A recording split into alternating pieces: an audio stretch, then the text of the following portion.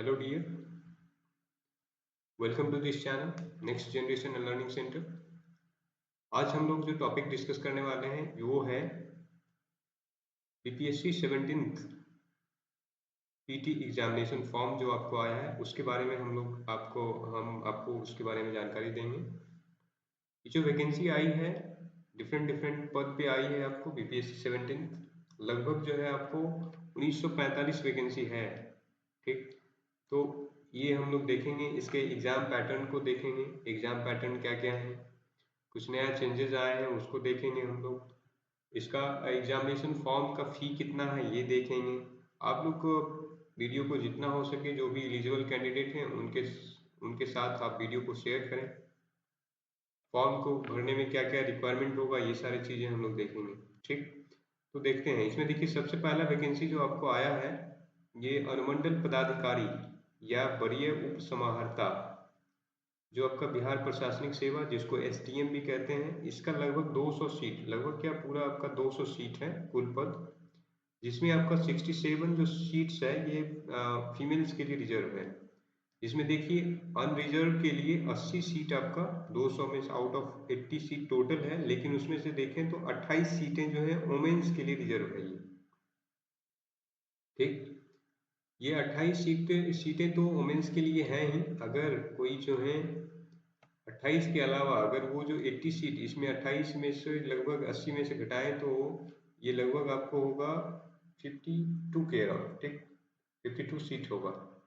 तो 52 सीट जो बचा इसमें से जो वोमेन्स हैं, अगर वो इसमें से ये 52 सीट्स के कट ऑफ में अगर आते हैं तो वो भी एलिजिबल होंगे। 28 सीट तो इनके लिए रिजर्व है, उनके अलावा अगर वो 52 सीट्स के कट ऑफ में आ जाएंगे तो वो भी एलिजिबल होंगे, ये चीज़ें। और इसी तरह देखें तो ईडब्ल्यूएस का टोटल सीट आपका 20 हुआ, जिसमें 7 हो गया फीमेल्स के लिए और 12 आपका 13 हो जाएगा आपका जनरल सीट, जिसमें मेंस और आपका फीमेल दोनों, मेंस या वोमेन दोनों एलिजिबल होंगे। ठीक, इसी तरह से आपका अनुसूचित जाति एससी हो गया, जिसमें 32 सीटें टोटल है और 11 आपका फीमेल्स के लिए है। अनुसूचित जनजाति हो गया एसटी जिसको कहते हैं, उसमें 2 सीटें फीमेल्स के लिए यहाँ पे 0 है। फिर देखिए अत्यंत पिछड़ा वर्ग जिसको ईबीसी कहते हैं हम लोग, इसमें 36 सीटें हैं और फीमेल्स के लिए यहाँ पे 13 हो गया। पिछड़ा वर्ग जिसको बीसी हम लोग कहते हैं बिहार में, ये 24 हो जाएगा और 8 सीटें आपको फीमेल्स के लिए। देखिए पिछड़ा वर्ग की महिलाओं के लिए यहाँ पर अलग से रखा गया है 6 सीटें। तो टोटल देखें तो इस तरीका से 200 सीटें हो रहा है, जिसमें फीमेल्स के लिए फिर 67 और ये 6 सीटें मतलब आउट ऑफ 200 ही दिया गया है, जिसमें आपको फीमेल्स के ये पिछड़े वर्ग के महिलाओं के लिए। ठीक, और इसी तरह देखिए तो बिहार उपाधीक्षक जिसको बिहार पुलिस सेवा के लिए और आपका क्या है एक गृह विभाग आरक्षी शाखा के लिए, इसमें देखें तो टोटल सीट आपका 136 और फीमेल के लिए 43। अनरिजर्व के लिए देखें तो 52 था, जिसमें फीमेल अनरिजर्व के लिए 18 सीटें हैं। इस तरीका से आप लोग जितने भी सीटें हैं आप लोग इसको देखें, हम लोग जो मुख्य था उसको देख लिए हैं। और देखें इस तरह से आप चलते जाएंगे, जब इस कॉलम को देखेंगे तो इसमें इसमें देखिए एक अलग से है, ये सारे आपका सीट्स हैं।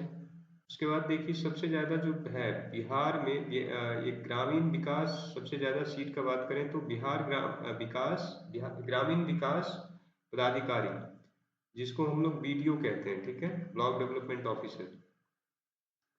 तो इसका लगभग आपका अनरिजर्व में 161 सीट्स हो जाएगा। 56 सीट आपका जो है सो फीमेल्स के लिए है। इस तरीका से देखिए टोटल सीट आपका 393, जिसमें से 133 सीट्स आपको फीमेल के लिए। इसी तरह देखें तो सीईओ हो गया सर्कल ऑफिसर, जिसको राजस्व अधिकारी एवं समकक्ष में आ जाएगा। तो इनका देखें सीट तो 93 टोटल हो जाएगा, अनरिजर्व में 35 फीमेल के लिए हो जाएगा, जिसमें टोटल सीट्स की बात करें तो 287 और 83 आपको फीमेल्स के लिए हो जाएगा। ये चीजें हैं। फिर और देखें पंचायती राज पदाधिकारी, आपको बिहार पंचायती बीपीओ हो जाएगा, आपको बिहार पंचायती राज ऑफिसर बीपीआरओ शायद होगा ये, ठीक है। तो ये चीजें हैं।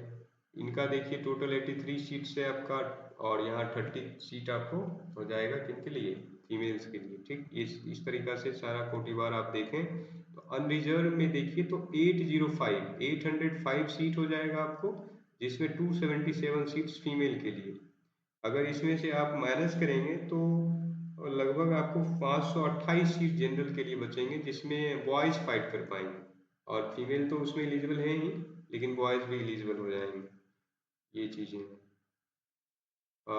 और टोटल सीट्स की बात करें तो 945 सीट्स हो जाएंगे, जिसमें 609 सीट आपको फीमेल्स के लिए हो जाएंगे। और इधर आपका जो है सो ये इधर आपका सीट जो हो जाएगा स्वतंत्रता सेनानी के लिए, ये आपको जो है ना फ्रीडम फाइटर के लोग होते हैं उनके लिए 35 सीट्स टोटल हो जाएंगे, और 66 आपको पीडब्ल्यूडी यानी जो दिव्यांग जन है उनके लिए हो जाएगा। और डिफरेंट डिफरेंट पद के लिए डिफरेंट डिफरेंट न्यूनतम आपका जो है ना एज भी है, एज क्राइटेरिया है। तो ये आप लोग जो है ना फॉर्म भरने से पहले आप लोग ये चेक कर लेंगे एक बार। फिर अलग से देखिए एक सारणी 2 दिया है जिसमें आपका बाल विकास, और इसमें देखिए इसमें लेवल 7 है। लेवल 7 का पेमेंट कुछ में है, कुछ में आपका लेवल 9 का पेमेंट है। लेवल 9 आपका 5400 ग्रेड पे का आपका होता है, ठीक। ये चीजें हैं, तो इसको आप लोग एक बार चेक कर लेंगे बस फॉर्म भरने से पहले, और आप लोग वीडियो को पॉज करके भी देख सकते हैं। अब देखिए इसमें हम लोग देखते हैं आगे शैक्षणिक योग्यता का। तो शैक्षणिक योग्यता में आपको क्या होगा कि किसी भी विश्वविद्यालय से आपका स्नातक का आपका डिग्री होना चाहिए, अथवा इक्विवेलेंट आपका स्नातक के इक्विवेलेंट। जैसे मान लीजिए बीएससी हो गया, बीए हो गया, बैचलर ऑफ आर्ट्स हो गया, ये सारे अगर एलिजिबल हैं तो अगर आप डिग्री किए हैं तो ये आप एलिजिबल हैं इसमें। ठीक। इसके बाद अगर कोई बीटेक है या फिर इसके और कोई इक्विवेलेंट है तो वो एलिजिबल होंगे इनके, ठीक। तो और देखिए एक चीज क्या है कि बाल विकास परियोजना पदाधिकारी, इसके लिए आपका जो है ना चाइल्ड डेवलपमेंट ऑफिसर्स के लिए इसमें आपका जो है एक चीज दिया है कि आपको स्नातक डिग्री तो होना ही चाहिए, साथ ही साथ जब आप वैकल्पिक विषय जब चूज करेंगे यानी तो उस वक्त आपका गृह विज्ञान होना चाहिए, या फिर मनोविज्ञान में आपको चूज करना होगा, या समाज शास्त्र में चूज करना होगा, या श्रम एवं समाज कल्याण, इनमें से किसी एक विषय का चयन आपको मुख्य परीक्षा के लिए करना होगा। ये चीजें एक कंडीशन है, तो इसको आप लोग फॉर्म भरते समय देख लेंगे, ठीक। चलिए हम लोग देखें आरक्षण। तो आरक्षण जो बिहार के जो मूल निवासी हैं उन्हीं को मिलेगा ये लाभ, ठीक। तो ये चीजें हैं। फिर देखिए इसमें जो अनुसूचित जाति हैं या अनुसूचित जनजाति हैं, एससी एसटी जिनका हो गए, उनको जो है सो जाति प्रमाण पत्र देना होगा, और दूसरा आपको अस्थाई निवास या मूल निवास प्रमाण पत्र यानी डोमिसाइल सर्टिफिकेट आपको देना होगा, ठीक। ये चीजें हैं। जो पिछड़ा वर्ग एवं अत्यंत पिछड़ा वर्ग के लोग हैं उनको क्रीमी लेयर रहित प्रमाण पत्र यानी नॉन क्रीमी लेयर सर्टिफिकेट जमा करना अनिवार्य होगा। ये चीजें हैं। उसके बाद देखिए आरक्षण का दावा करने वाली महिलाएं जो होंगी, विवाहित महिलाएं का जाति या क्रीमी लेयर रहित प्रमाण पत्र उनके पिता के नाम एवं पता से निर्गत होना चाहिए, ना कि उनके पति के नाम से। ये आप लोग ध्यान रखेंगे, जो भी महिलाएं फॉर्म भरेंगे तो वो इसका ध्यान देंगे, ठीक। तो उसके बाद हम लोग आगे बढ़ते हैं। तो देखिए ये चीजें हो गया,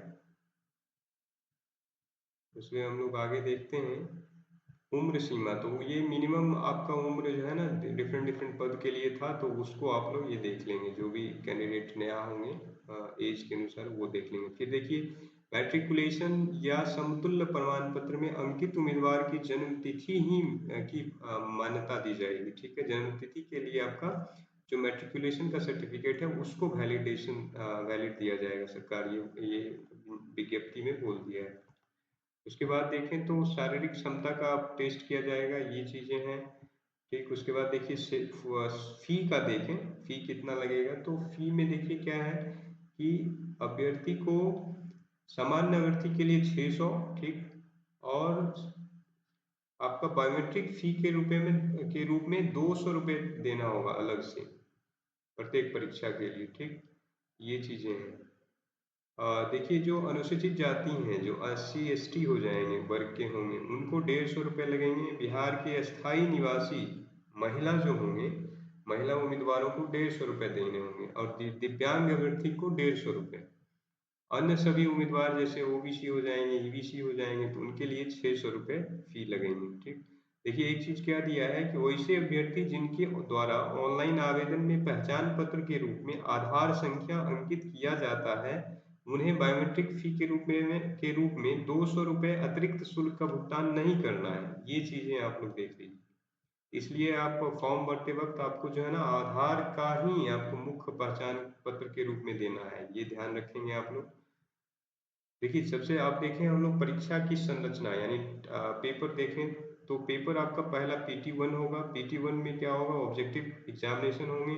ऑब्जेक्टिव क्या होंगे, तो आपको 2 घंटे का एग्जाम होगा, 150 नंबर के कुल एग्जाम होंगे। ठीक, और इसमें देखिए एक चीज है कि निगेटिव मार्किंग ऐड किया गया है। निगेटिव मार्किंग आपका 1/3 होगा, 1/3। ठीक, यानी 3 गलती पे 1 नंबर आपका माइनस होगा। ये चीजें हैं। इसका सिलेबस देखिए क्या क्या दिया है।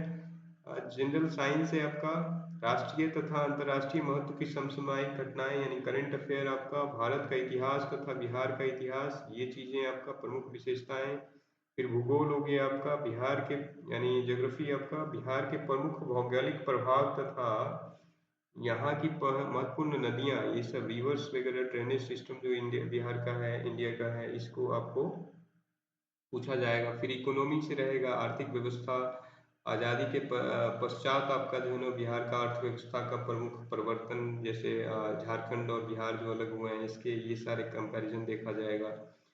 और उसके बाद देखिए आपको जो है ना और आपको पूछा जाएगा ये एप्टीट्यूड और रीजनिंग भी इसमें रहेंगे, ये दिया गया है। देखिए मानसिक सामान्य मानसिक योग्यता जांचने वाले प्रश्न भी होंगे। ठीक, ये सारी चीजें होंगी।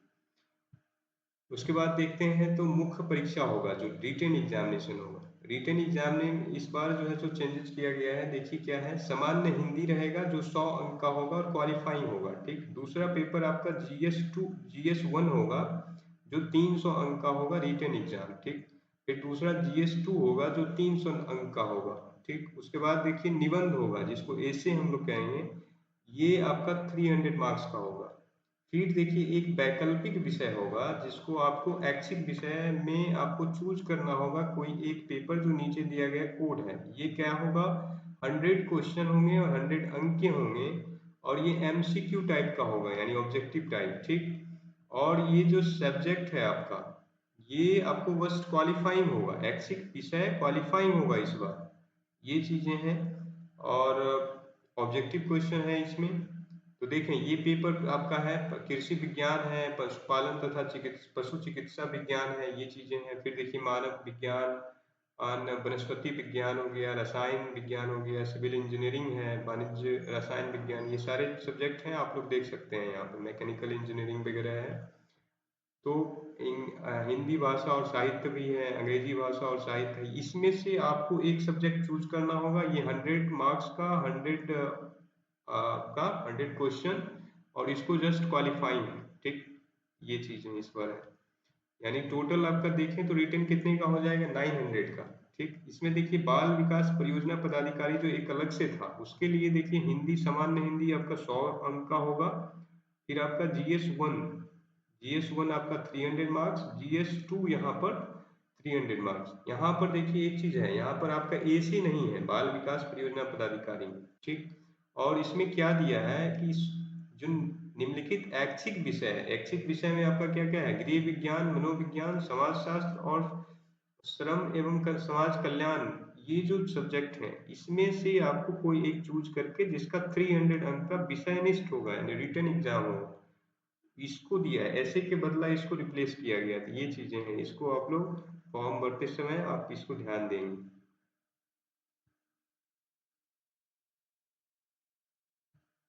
अगर देखिए आप PT जब हो जाएगा तो PT में जो क्वालिफाई होंगे वो कट ऑफ के बेसिस पे उनको जो है सो फिर रिटर्न एग्जाम होगा तो उसके लिए अलग से फॉर्म भराया जाएगा, यही सब ये कह रहे हैं। ये सारी चीजें हैं। उसके बाद आगे देखें तो हम लोग देखिए, और भाषा देखिए क्या बोला है, प्रश्न हिंदी एवं अंग्रेजी दोनों भाषा में होंगे। ठीक, तो ये चीजें हैं।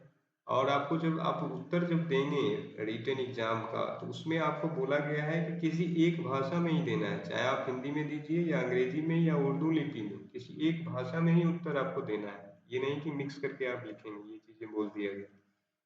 पीटी में जो सिलेक्शन होगा ये 10 टाइम्स आपका सिलेक्शन किया जाएगा, और मुख्य परीक्षा में क्वालिफाइंग के बाद जब इंटरव्यू के लिए सिलेक्शन होगा तो ये 2.5 गुना आपका सेलेक्ट किया जाएगा। इंटरव्यू का जो एग्जाम मार्क्स होगा 120 का मार्क्स का एग्जाम होगा, ठीक। ये चीजें हैं। फिर उसके बाद देखिए क्या होगा, स्वास्थ्य परीक्षण होगा। स्वास्थ्य परीक्षण होने के बाद आपका जो है सो मेरिट लिस्ट बनेगा। ये सब चीजें हैं, आप लोग इसको विज्ञापन को पढ़ लेंगे। देखिए फॉर्म भरने में आपका क्या होगा, जो भी आप डॉक्यूमेंट्स अपलोड करेंगे मैक्सिमम साइज आपका 100 KB ही होना चाहिए, और जो आपका इमेज जो होगा खास करके आपका, हाँ, सिग्नेचर आपका वो 15 KB के अंदर आपका साइज होना चाहिए। ये सारी चीजें। फिर सबसे पहले आपको रजिस्ट्रेशन कैसे करेंगे, पहले OTR करना होगा, वन टाइम रजिस्ट्रेशन। फिर उसके बाद आपको फॉर्म भरना है। ये सब चीजें हैं, ऑनलाइन पेमेंट आपको करना होगा। ये आप लोग डिटेल थोड़ा देख लेंगे। हम लोग जो इम्पोर्टेंट चीजें हैं वो हम लोग देख लेते हैं, देख लिए हैं।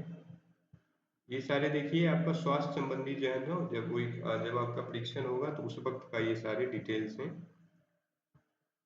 यानी रिटर्न होने के बाद जो देखिए मेरिट मेरिट बनाने का क्या कंडीशन था आपका, पहले तो था 300 GS1, 300 फिर आपका GS2, और फिर ए से था, यानी 900 प्लस 120 का आपका इंटरव्यू मेरिट वहां से बनेगा, यानी 1020 नंबर का आपका ये हो गया।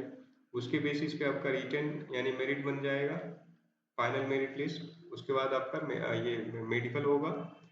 उसके बाद आपका जो है सो ज्वाइनिंग आपका करवा दिया जाएगा। यही एक बाल विकास पदाधिकारी जो था, उसके लिए क्या क्या था आपका, 300 का GS1, 100 हिंदी तो दोनों में था, और क्वालिफाइंग था ये, और ऐच्छिक विषय उसमें जो 17 था उसके लिए आपका क्वालिफाइंग था, यानी ऐच्छिक विषय जो था, ठीक। और इसमें देखिए तो जो बाल विकास पदाधिकारी है उसमें जो है सो आपको क्या है, 300 का आपका GS1, 300 GS2, फिर आपका जो है ना जो ऐच्छिक विषय था वो ऑप्शनल कुछ कुछ जो सब्जेक्ट आपको बताए हैं वो था, उसमें से 300 का एग्जाम होगा, यानी 900 वहां से, फिर 120 का रिटन आपका इंटरव्यू, उसके बाद आपका मेरिट लिस्ट बन जाएगा। तो ये चीजें थी। Thank you. वीडियो को जितना हो सके अपने दोस्तों के साथ शेयर करें। ये बहुत ही मतलब अपॉर्चुनिटी के रूप में इसको देख सकते हैं। Thank you once again. जय हिंद।